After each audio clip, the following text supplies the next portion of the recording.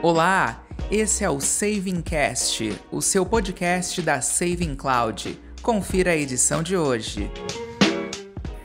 Seja você muito bem-vindo ao bate-papo sobre Firebird. Eu sou Marcos Barbosa, sou jornalista e apresentador. Hoje nós vamos falar sobre 5 motivos para trazer o seu Firebird à nuvem, para o ambiente cloud. E Firebird lembra quem? Lembra o nosso convidado de hoje, que já está inclusive aqui esperando a gente para entrar e já a gente vai revelar quem é. Enfim, dentro dos 5 motivos para trazer o seu Firebird para a nuvem, a gente vai abordar também sobre servidor dedicado ao banco de dados e sem acessos indevidos, a replicação para alta disponibilidade, a centralização de controle de acessos dos clientes, a centralização de scripts de atualização, a disponibilização de dados para relatórios acessíveis e isso em qualquer lugar, o Firebird 3 e 4, além do processo de migração para quem já possui o 2 e o 2.5.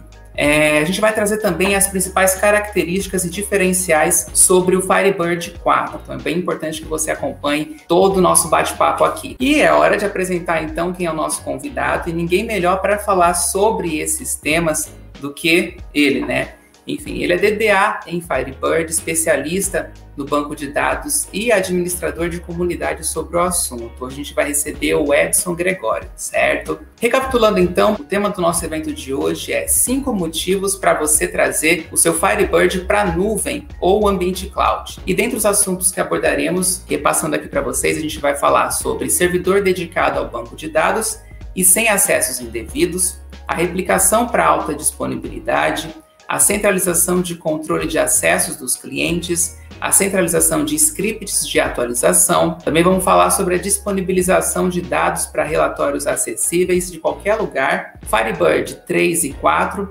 além do processo de migração para quem já possui o 2 e 2.5. E uma apresentação também mais aprofundada com as principais características e diferenciais do Firebird 4, tá certo? Então, não me resta mais nada a falar sobre os 5 motivos para trazer o seu banco de dados Firebird para a nuvem. Chega de espera, a gente vai receber agora o Edson Gregório, que está aqui com a gente. Boa tarde, Edson Gregório, como vai você? Opa, boa tarde, Marcos, beleza? Boa tarde aí, pessoal, todo mundo que está assistindo. Pessoal, talvez alguém aí já me conhece, talvez não, mas tamo aí.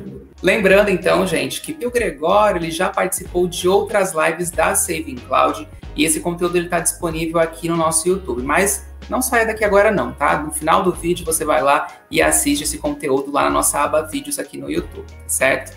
Bom, Gregório, eu vou deixar você à vontade aqui para você falar um pouquinho, o espaço é todo seu agora. Show de bola. Então, é isso aí, galera. Pessoal, a gente tem vários motivos aí para trazer Firebird para a nuvem, tá? E dentro desses motivos aí, por mais que, de repente, você não pensa aí em trazer o banco de dados para a nuvem, tem aí ideias para, de repente, você até aplicar no seu negócio, tá? Seja você dono de alguma empresa de software que trabalha ali, às vezes é o cara que faz tudo dentro da empresa, que desenvolve, que vende, que faz todo o desenvolvimento ali, ou até mesmo uma pessoa que é funcionário de alguma empresa, que trabalha no desenvolvimento de alguma empresa e gostaria de até, de repente, sugerir alguma coisa para a própria empresa que trabalha, ou criar a sua própria, Quem sabe desenvolver algum aplicativo que faça acesso à nuvem. Então, tem alguns motivos aí que vocês podem levar de graça aí para vocês hoje para esse desenvolvimento. Nós vamos às perguntas agora, então, tá certo? Então, vamos lá.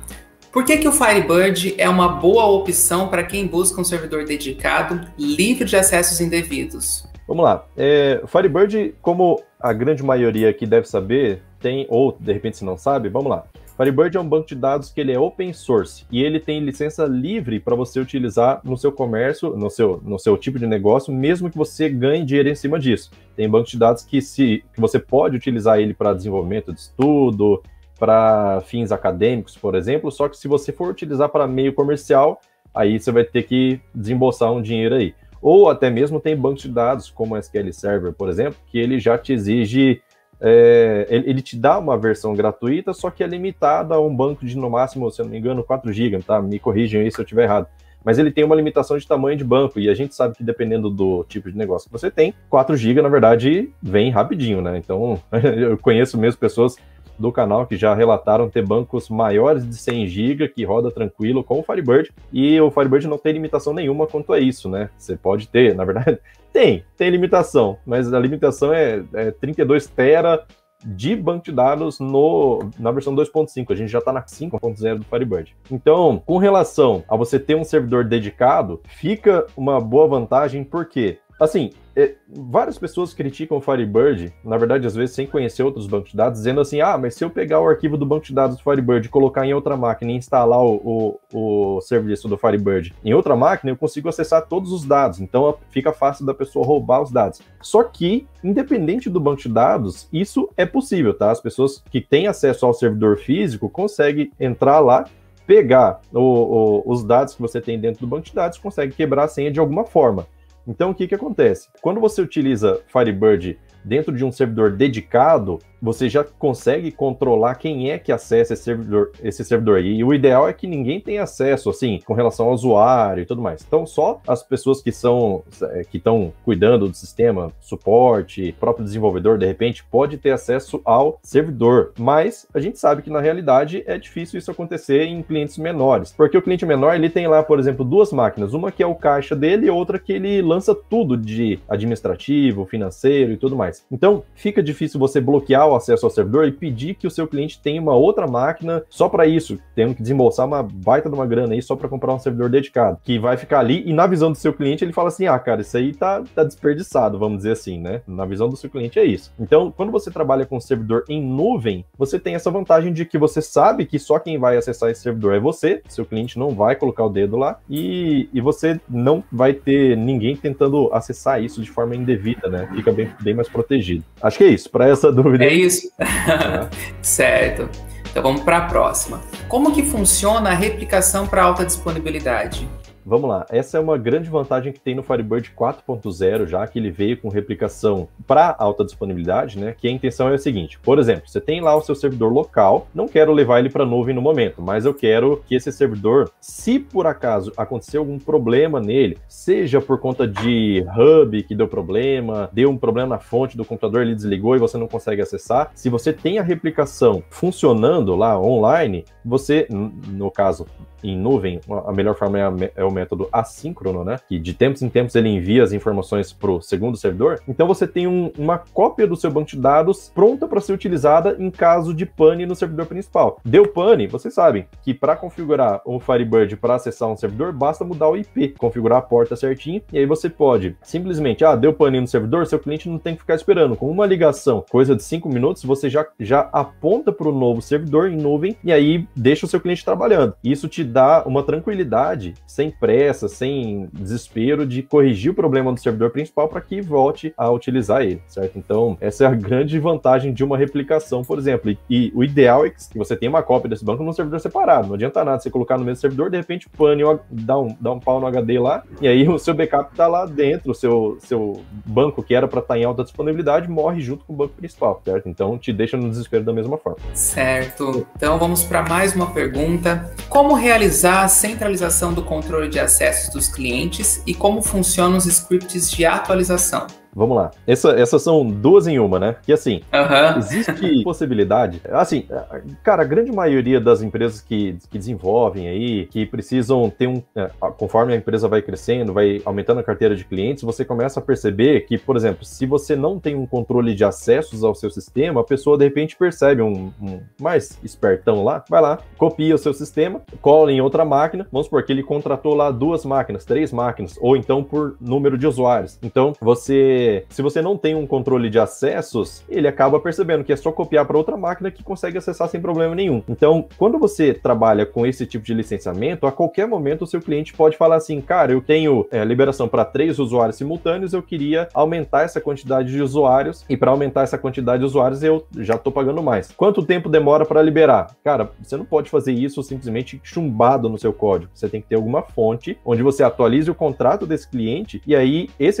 o sistema do seu cliente, imediatamente assim que você atualizou e liberou, ele acessa o banco de dados em nuvem. Então essa é uma ideia para você poder colocar um banco de dados em nuvem também, porque daí você pode centralizar dentro de um servidor em nuvem e o seu banco de dados local consulta, CNPJ X, que está acessando o sistema agora, ele faz uma consulta lá, tem acesso a quantos usuários? No máximo 10 simultâneos. Daí você verifica quantos usuários simultâneos tem, certo? Dentro do seu, com o Select você consegue descobrir isso lá naquela Mon Attachments, tá? Não vou entrar tanto em termo técnico aqui, mas você consegue consultar quantos usuários estão conectados, e aí você consegue saber se pode liberar essa conexão ou não. Aí você pode interromper, falar, excedeu o limite de acessos aqui. E a mesma coisa pode servir para atualização. Quando você tem atualização de sistema, você normalmente precisa descer vários scripts lá para o seu cliente, rodar todos eles lá para poder atualizar a estrutura de banco, tabelas, campos, criar novas procedures, alterar triggers e tudo mais. Então, se você tem que atualizar em massa, por exemplo, legislação está mudando o tempo todo. Então, se você precisa fazer uma atualização em massa em todos os clientes, fazer isso de forma manual, dependendo da quantidade de clientes que você tem, pode demorar. Então, o que você pode fazer? Você pode colocar os scripts de atualização dentro de um servidor em nuvem com controle de versionamento, aí você tem que construir esse controle, e você consegue acessar direto do banco de dados local para o banco de dados em nuvem, não precisa ter um componente de terceiro para isso, a partir da versão 2.5. Você já consegue fazer uma comunicação entre um banco e outro, em outro local, sem problema nenhum, através do protocolo TCP/IP, consegue baixar as atualizações que estão no servidor em nuvem para essa máquina, roda e beleza. Então o seu cliente já está atualizado lá, pelo menos na parte de estrutura, né? Você pode gravar também o novo executável em um campo blob, que daí você baixa esse executável, salva ele no disco, faz a substituição. Então, em conjunto com a sua aplicação aí, você consegue fazer um esquema bem legal para você ganhar bastante tempo nessas atualizações de banco de dados. Belezinha. Em relação a ransomware, acho que é isso. Como se comporta a replicação? Então, até onde eu sei, tá? E o meu conhecimento pode estar limitado quanto a isso, mas até onde eu sei, para poder ter um ataque de ransomware, a pessoa precisa ter baixado algum software malicioso, alguma coisa assim, pode ter entrado na máquina, seja por meio de crack, de alguma coisa pirata, alguma coisa assim, que a pessoa acabou baixando, executou, e aí liberou alguma porta para que alguém acessasse de fora, certo? Então, a partir do momento que você tem um servidor em nuvem, sabe que ninguém está mexendo ali, que aquilo lá é dedicado para o seu banco de dados, aumenta demais a segurança. Se você tem no seu cliente um servidor que era para ser dedicado, mas ele é utilizado por outros usuários, a gente sabe que o funcionário, enquanto ele está trabalhando beleza, no seu sistema ali. Assim que ele tem um tempinho, ele abre um outro site, ele baixa alguma outra coisa para resolver um problema pessoal, qualquer coisa assim, e aí acaba podendo comprometer o próprio servidor de banco de dados. Então, essa é uma vantagem de levar para a nuvem, né? Segurança. Correto. Ainda sobre esse assunto, servidor Linux é mais vulnerável? Essa é uma boa pergunta, na verdade, porque assim, a gente sabe que o Windows normalmente tem mais facilidade de ser atacado porque ele está na grande maioria dos servidores por aí, né? Com relação a Linux, aí eu não sou especialista em Linux, mas com relação a Linux, com certeza vai ter menos possibilidades. Só que aquele negócio, quando você cria um container na Saving Cloud, ele já cria automaticamente liberando apenas a porta do Firebird no Firewall. Inclusive, não é a 3050 que é a padrão, ele cria uma porta alta, passa por aquele proxy, para ser redirecionado para 3050. E essa porta alta é criada de forma aleatória, não é uma porta fixa. Então, e o servidor é Linux também, no caso de container, né? Quando você usa a opção lá do Marketplace, quando você manda, cria um servidor Firebird aí para mim, ele cria automaticamente um servidor Linux, já configura o firewall para você, deixando só a porta do Firebird e a do FTP. Né? Uma pasta específica, não é FTP para todos os arquivos. Então, com relação à vulnerabilidade, depende de como que você vai configurar o seu servidor. E a parte do Saving Cloud te ajuda nisso daí. Certo, então a gente vai para a última pergunta agora, antes de retomar as que já estavam agendadas aqui. Quais as possíveis vantagens de um servidor Linux em comparação com outro Windows na nuvem? Na verdade, assim, a vantagem de Windows, no meu ponto de vista, tá? Vantagem em relação à performance de execução de queries, alguma coisa assim, tá praticamente igual, tá? Hoje em dia tá praticamente igual. Mas a gente sabe que o Linux, ele exige muito menos memória do que o Windows quando a gente instala um servidor em nuvem. Principalmente quando a gente não utiliza interface gráfica, tá? No caso da Saving Cloud, quando a gente faz container, a gente cria lá o nosso container, né?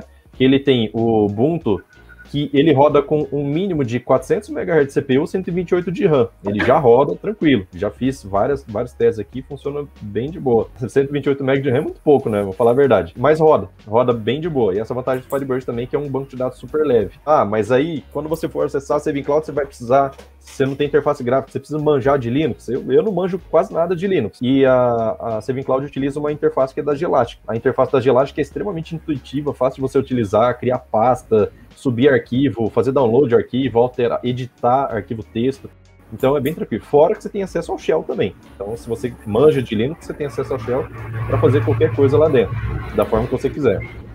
Então, assim, em comparação, eu acredito que é o ganho de espaço disponível de memória, porque o Linux utiliza menos, certo? Sem interface, o Linux utiliza menos do que o Windows. Certo. Então vamos para mais uma pergunta, que seria: quais as principais diferenças entre o Firebird 2 e 2.5 para o 3 e o 4? Aí aqui, Gregório, eu gostaria que você passasse para o pessoal um pouco sobre o Firebird 4, inclusive. As principais características, diferenças e tudo mais. Diferenciais.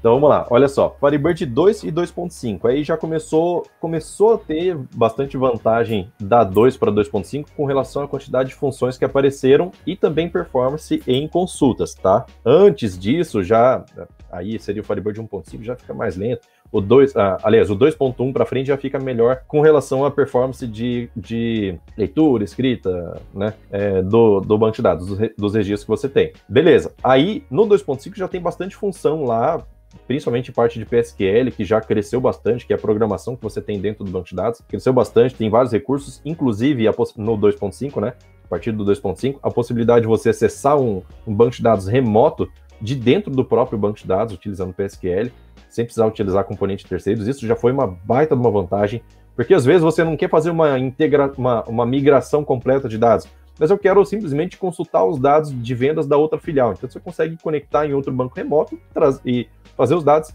sem problema nenhum, certo? Direto pelo banco de dados. Você não precisa fazer nada, nenhuma instalação de plugin, nada mais, tá? Então, o Firebird 2.5 já começou a melhorar por aí. No 3.0, aí o negócio muda bastante, porque além das funções novas que tiveram, que são as mais utilizadas aí, Window Functions, Navigation Functions, são aquelas funções de navegação que você pode consultar. Eu quero saber qual é o próximo registro depois do que eu tô, qual é o registro anterior do que eu tô. Então você consegue ver o anterior, consegue ver o primeiro, consegue ver o último do select que você fez. Então você começa a ter mais vantagens aí, e com relação à performance, foi melhorado bastante em relação à pesquisa, principalmente quando vai se trabalhar em nuvem. Então, pensou em trabalhar em nuvem, recomenda-se utilizar já Firebird 3.0 para frente. Por quê? Por conta da quantidade de vezes que ele vai para o banco de dados ter diminuído, certo? Então, no 2.5, quando você faz um select X lá, ele vai até o banco de dados e ele faz algumas viagens a mais do que o Firebird 3. Então, só o fato de ter diminuído a quantidade de viagens que faz do cliente para o servidor já melhora bastante, porque quando a gente trabalha com latência, quanto menos viagens a gente fizer para o servidor,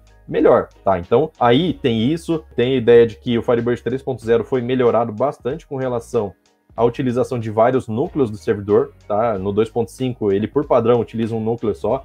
Você tem como ativar para trabalhar com mais núcleos, só que não é um gerenciamento muito bom utilizando o Super Server.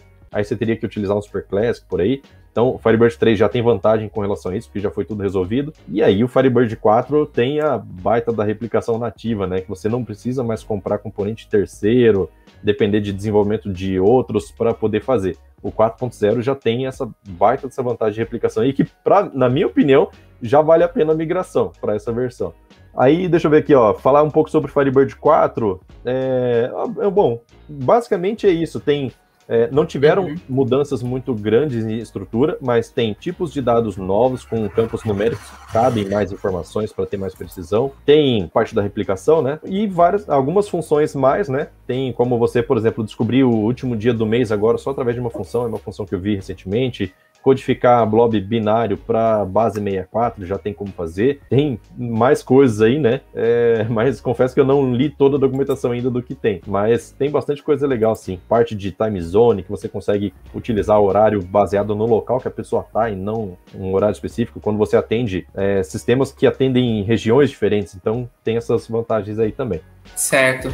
Entrando nesse contexto um pouco, a gente falou agora sobre, para quem está chegando agora, a gente está falando sobre os 5 motivos para você trazer o seu Firebird, seu banco de dados Firebird, para a nuvem, né? E dentro das questões que a gente está tratando aqui, para quem busca migrar, né, por exemplo, do 2 para o 2.5 ou para o 3 ou para o 4, eu gostaria que você destacasse um pouco como que funciona o processo em si. Então vamos lá. O processo de migração de todas as versões do Firebird sempre aconteceu, diferente de outros bancos onde você só instala a versão nova, ela sempre aconteceu fazendo um backup do banco de dados na versão que você está, certo? Então se eu tenho o banco de dados na versão 2.1, faço um backup dele, pego esse backup e posso restaurar ele na versão que eu quero que ele esteja, no caso uma versão superior, certo? Então eu posso restaurar o mesmo backup, posso restaurar na 2.5, posso restaurar ele na 3.0 ou na 4.0 que funciona, tá? Funciona, já peguei um backup sim, já fiz e vai tranquilo.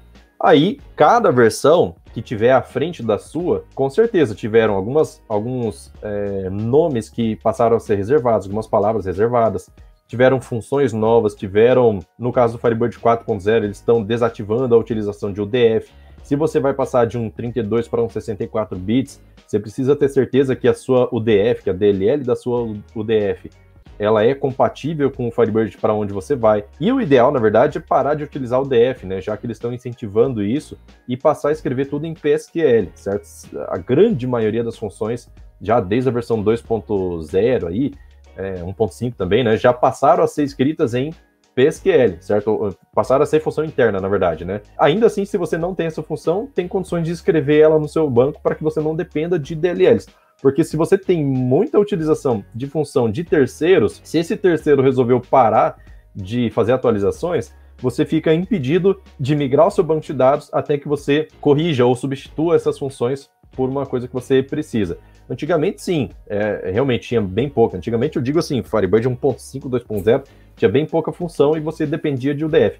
Mas da 2.1, 2.5 em diante, cara, já tem muita função que já tem nativa e outras que você não tiver, você pode escrever em PSQL para poder resolver, beleza? Legal, então.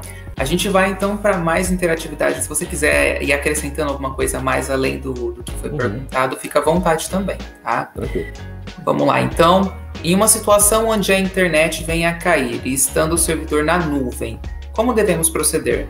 Assim, se o seu servidor é ligado direto na nuvem, aí você já tem como orientar o seu cliente. Fala, testa a internet aí e vê se é a sua internet. Se o seu cliente depende muito de alta disponibilidade do sistema, não pode parar, de repente você pode planejar o seu desenvolvimento para a internet fazendo o quê? Fazendo uma sincronização de dados, tendo uma base local com um mínimo de informações que ele precisa. Exemplo, o que você precisa para poder vender, para não parar de vender caso caia a internet? Você precisa ter o seu cadastro de produtos, tem que ter os seus preços lá, estoque disponível, quem sabe, para você poder fazer, cadastro de cliente, para saber se a pessoa tem crédito com a loja ou não. Então, algumas coisas básicas você pode ter. Agora, você pode passar algumas informações para um banco em nuvem. E por que passar também, né? Isso é outro aspecto, porque, por exemplo, outro motivo para você levar para a nuvem, que se você só vai jogar para a nuvem por bonito, aí não precisa, mas assim, você tem vantagens, essas que eu já citei no começo aqui da nossa live, que engloba várias coisas, né? Mas outra vantagem é o seguinte, se o seu cliente chega para você e fala assim, cara, o negócio é o seguinte, eu vou viajar e eu preciso acessar o meu sistema. E ele tem data marcada para isso e não te dá tempo de criar uma camada intermediária, por exemplo, para poder fazer essa comunicação com o banco, e o banco de dados é local. E ele também não quer gastar com licenciamento para poder acessar o servidor remotamente, sabe? Criar VPN, às vezes, dependendo da VPN que você utiliza, ainda mais se ela for gratuita, pode ser que ela não tenha uma estabilidade boa de conexão, e aí quando você tem o seu servidor em nuvem, você pode falar para o seu cliente, viaja tranquilo que o seu banco de dados está acessível a qualquer momento. Quer saber quantas vendas tiveram agora? Beleza, clica lá e já consegue acessar lá. Se você tem perda de conexão, aí é paciência, você tem que orientar seu cliente de que ele precisa esperar a conexão voltar, não tem jeito, né? Deixa eu ver se eu quero acrescentar mais alguma coisa. Aí, a parte do banco local, caso você tenha alguns dados ali localmente, para poder, pelo menos, ter o básico de informações, para não parar, é basicamente isso. Bom, então, em relação à conexão, há interrupções por inatividade?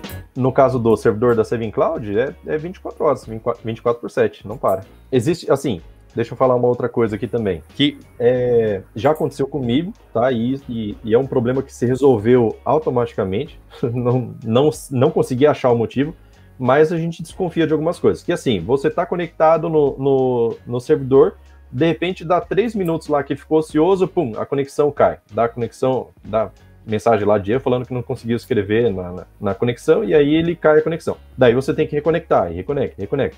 A solução paliativa para isso, que algumas pessoas fazem, é fazer o quê? De minuto em minuto dispara um select simples para poder manter a conexão ativa, tá?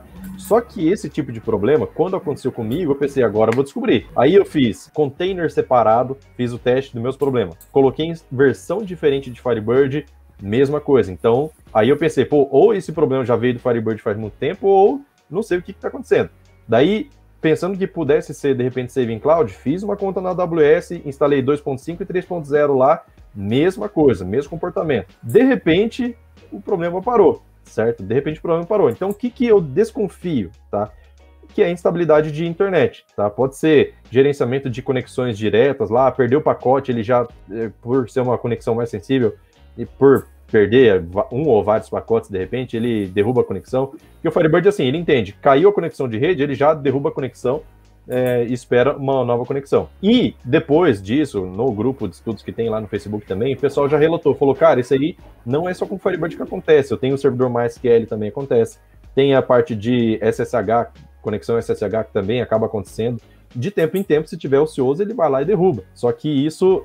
inclusive, outro teste que eu fiz foi o seguinte, teve um evento que eu fiz no canal lá, que a minha conexão estava caindo e outras 70 pessoas estavam conectadas no mesmo banco de dados que eu na nuvem, tá? Servidor Saving Cloud. E para essas pessoas não acontecia nada, só para mim. As mesmas pessoas, eu falando assim, putz, tá caindo a conexão, tá caindo para você também? E todo mundo falou, aqui tá normal. Ninguém tava perdendo conexão lá. Então, existe esse tipo de problema, mas a minha desconfiança é que seja rede de internet, alguma coisa que seu provedor de internet tem alguma limitação de carga. A gente sabe que existe esse tipo de coisa por aí para poder não entregar toda a internet assim, né? Só quando realmente necessita.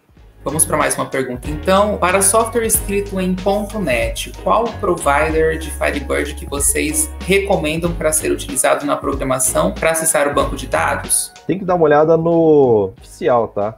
Normalmente no site do Firebird, lá na parte de drivers, você encontra quais são os drivers de conexão lá para poder, de cada linguagem, né? Tem de PHP, tem de Java, às vezes tem o que o próprio pessoal do Firebird desenvolve, às vezes tem que é desenvolvido por terceiros. Mas normalmente lá no site do Firebird tem driver de todas as linguagens que eles dão suporte. Mas não quer dizer que se limita àqueles. Aí, no caso, o ideal é entrar em comunidade que utiliza .NET também. E, no caso, no meu próprio grupo de estudos lá do Face, do canal do MQFS, você pode postar lá. Com certeza tem. Eu sei que tem mais gente lá que utiliza .NET com Firebird também. E pergunta, pessoal, qual que é o provider que vocês estão utilizando? É X, é Y? Alguma contraindicação, alguma indicação? Então, fica bem fácil você descobrir um que pelo menos o pessoal está usando mais, certo? Então, vale a pena pesquisar mesmo. Legal. Vamos para mais uma pergunta, então. Utilizo várias funções de um UDF no Firebird 2.5. Como ficaria isso em uma migração para o Firebird 4? Seria compatível? Assim, aí depende de cada UDF que você utiliza, né? Cada desenvolvedor de UDF. Se é seu próprio desenvolvimento, aí fica mais fácil, né? Porque daí você sabe que, de repente, se tiver algum problema, você consegue ajustar. O Firebird 4.0, por padrão, ele não permite a utilização de UDF, mas essa configuração é possível alterar dentro do Firebird.conf para que ele permita a utilização de UDF sem problema nenhum. Tá, então, continua fazendo a interpretação lá das funções, é normal, mas tem esse detalhe do parâmetro lá que você precisa ajustar. Eu não vou lembrar de cabeça agora qual é o parâmetro, mas é um parâmetro novo, tá? Surgiu na versão 4. Entendi. Vamos para mais uma pergunta. Para colocar o Firebird na nuvem, não seria ideal ter um link dedicado? Se o seu cliente tiver um link dedicado, isso custa mais caro, lógico, né? Mas se tiver um link dedicado, é melhor, né? Você consegue ter. E outra coisa, por exemplo, a Saving Cloud, quando você cria o seu container lá, eles te dão o host, certo? O host lá, que é o nome do container que você deu, .savingcloud.net, savingcloud.gelastic, alguma coisa assim. Ele cria um host para você e aí você pode acessar. Mas ele te dá a opção também de você criar um IP público, que é um IP fixo, para você já ter acesso direto ao seu servidor sem passar pelo proxy deles, tá? Isso pode te fazer ganhar tempo, velocidade na conexão. E aí, somando isso com um link dedicado do seu cliente, vai dar bem mais performance. Talvez até diminua a latência aí, né? Certo. A seguinte questão é: um banco para vários clientes ou vários bancos, cada cliente com o seu, qual o melhor cenário para administrar? Aí é interessante, é uma pergunta boa essa, olha só. No Firebird 2.5, aí a gente tem a possibilidade de fazer uma configuração, por exemplo, com Super Classic lá, para você ter cada conexão com a sua área de cache, assim, quanto mais conexões tiver, mais área de cache, o seu servidor vai escalando progressivamente. Diminui a quantidade de usuários, diminui as quantidades de cache em memória, seu servidor vai baixando a escalabilidade automaticamente, e aí você economiza, certo? Você só paga pelo que você usa, essa vantagem da Saving Cloud. E quando você tem vários bancos de dados, você tem clientes que têm uma alta demanda e clientes que têm uma baixa demanda, tá? Então você pode, no caso do 2.5, fazer uma configuração para todos os bancos de dados, falando assim, ó, eu quero que reserve X espaço de memória para cada conexão, e essa configuração vale para todos os bancos de dados, certo? Então, se um cliente demanda muita memória, aquele cliente que demanda pouco, ele vai estar com sobra de memória que poderia estar sendo alocada para outro cliente, certo? Então, quando você trabalha com um container só, por exemplo, instalada a versão do Firebird, só que com várias bases, você está sujeito a isso. Só que, vamos supor, você pode até, inclusive, falar assim, ô cliente, você quer um container dedicado? Então você vai ter que pagar mais X na mensalidade, beleza? Então você cria um novo container lá para poder suprir esse custo, né? E aí ele sabe que o banco de dados dele está dedicado ali. Já a versão 3.0 do Firebird, aí entra outra vantagem, que é a seguinte: existe um novo arquivo de configuração que fica junto com os apelidos de base. Na versão 2.5 era o aliases.conf. Na versão 3.0 é o databases.conf. E a diferença desse database.conf é que, além de você conseguir criar um apelido, você consegue fazer configurações específicas para cada banco de dados. Então, a minha configuração geral é X, para uso de memória, para alocação de cache, por exemplo, mas para aquele cliente que tem uma demanda maior, você fala assim, ó, esse aqui pode alocar mais memória aqui no meu container. Esse outro aqui que é menorzinho não precisa de tudo isso. Então, você cria uma nova configuração para ele dentro do database.conf. E aquela configuração vai alocar menos memória para o seu cliente menor, certo? Então, faz bastante diferença você utilizar, e vale a pena utilizar o Super Classic na nuvem por conta de escalabilidade, certo? Do próprio hardware. A gente vai para mais uma pergunta aqui, é a última da nossa pauta de hoje aqui, que seria: qual a disponibilidade para a emissão de relatórios e qual facilidade o Firebird em nuvem nos traz? Assim, a gente acabou comentando por cima disso, né? Que a partir do momento que o seu cliente que ele quer viajar e ter acesso aos dados, isso vai acontecer com o dono da empresa, né? O dono do estabelecimento lá, ele precisa viajar, seja a negócio ou a lazer, mas ele não quer perder o controle de saber como é que tá a produtividade de funcionário, de vendedores, como é que tá o contas a receber dele, sei lá, né? O cara não quer tirar o olho do negócio dele. E ele quer ter esse tipo de acesso. Então, para você começar a planejar esse tipo de acesso aí, pode ser complicado. Não precisa levar o seu banco de dados inteiro para a nuvem, certo? Você não precisa fazer isso, nesse caso, nessa situação específica. Mas você pode levar um banco de dados separado, menor, você pode criar um banco de dados na nuvem, que esse banco de dados vai ter dados para relatório, específico para relatório. Então, na hora de fazer uma replicação, você pode selecionar quais são as tabelas que você quer replicar, ou então, mesmo a partir da versão 2.5, você pode fazer isso via comando PSQL, dando insert no banco de dados em nuvem de dados de venda. Aí você pode, inclusive, se o seu cliente tem várias filiais, coloca todo mundo para enviar dados para a nuvem, identificando cada venda de cada filial, por exemplo, e aí você cria alguma forma do seu cliente ter acesso a isso, seja via aplicativo de celular com gráfico bem bonitinho, bem apresentável, ou aplicação instalada mesmo no notebook, alguma coisa assim, para ele poder ter acesso. Ou até mesmo browser, né? Para quem trabalha com linguagem em nuvem, para o cara poder acessar lá a parte de relatórios, parte gerencial, liberação de acesso, por exemplo. Eu preciso liberar esse usuário aqui, fazer uma sangria no valor X maior, que é mais preocupante do caixa financeiro, já conversou tudo. Então, cara, assim, vai longe o universo de possibilidades. Legal. Agora a gente vai para mais perguntas. Utilizamos o Delphi. Qual a melhor forma de acesso ao banco de dados para uma melhor performance? Diretamente pelo IP ou devemos criar um cliente servidor utilizando o FreeDAC? O ideal é você ter uma camada intermediária. Por quê? Porque você dificulta o acesso ao banco de dados. Então, por exemplo, dentro da máquina local você tem o seu sistema, que ele vai se comunicar com uma camada intermediária, que é a sua API lá de funções, e essa API sim vai se comunicar com o banco de dados. Então a conexão entre a API e o banco é local, beleza? Então você consegue fazer esse tipo de comunicação. A realidade é que nem todo mundo tem o tempo necessário para poder criar essa API. Às vezes, você colocar o banco de dados direto na nuvem para acessar o IP direto, você consegue já ter acesso e te dá uma folga para você criar uma API. Mas tem aquele negócio. O que você tem que ter em mente quando você utiliza uma conexão direta? Em nuvem, né?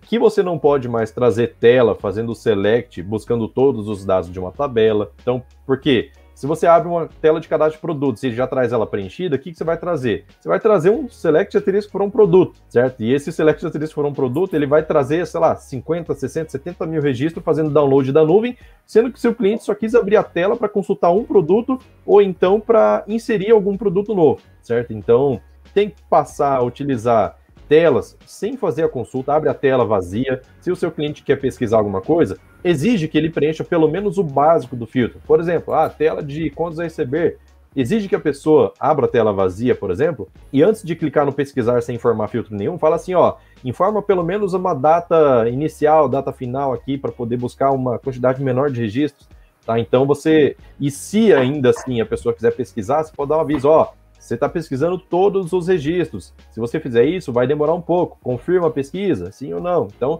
são alguns tipos de cuidados que você precisa fazer, que quanto menos viagem para o banco de dados você fizer, melhor para você, beleza? Então, tem que começar a tomar esse tipo de cuidado. Esse tipo de cuidado, na verdade, deveria ser feito até mesmo em rede local, só que em rede local é imperceptível, tá? Então, a partir do momento que você vai para a nuvem, aí você começa a encontrar esse tipo de gargalo de performance que antes você não via e passa a ter importância aí para o seu sistema. Legal. Posso ter N banco de dados no mesmo ambiente ou quando for um cliente com 50 usuários, por exemplo, seria ideal criar um ambiente somente para esse cliente? Você pode ter quantos você quiser lá dentro. Inclusive, vai depender da quantidade de hardware que você tem, né? Eu estava vendo até o limite de conexões do Firebird, até a versão 2.5.2, se eu não me engano, o limite de conexões era de 1048. Depois disso foi ampliado para 2000, aliás, era 1024, depois foi ampliado para 2048.